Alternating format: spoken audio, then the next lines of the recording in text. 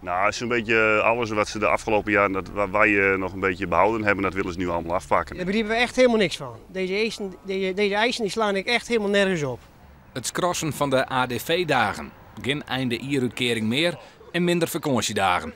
Zo zocht Sarah Lee, het memmenbedrijf van Douwe Egberts, het liefst de nieuwe CAO voor haar 2300 werknemers in Nederland. Zo'n 400 ervan werk je op een jaar. De meiwerkers binnen poer. Als mijn grote baas echt zijn zakken gaat vullen en wij aan de kant worden geschoven voor het winst van het bedrijf, want ze gaan het bedrijf dadelijk gewoon opsplitsen en verkopen. En onze voorwaarden worden gewoon naar beneden gehaald.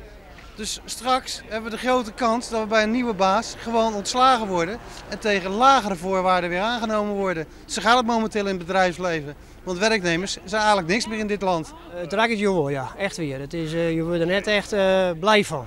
Iedereen die zegt, die zei Douwe Egberts is een best bedrijf. Als ze nou werkelijk deze CAO-eisen jaren, wat Douwe Egberts wil, dan zeggen ze hele protein van dat hij net van Douwe Egberts dacht. De werknemers staken nog net, maar gaan in eigen tijd in de Busnet haardkantoor in Utrecht.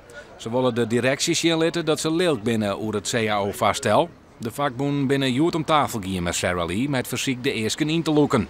Mocht dat net gebeuren, dan komen er zwiddere acties.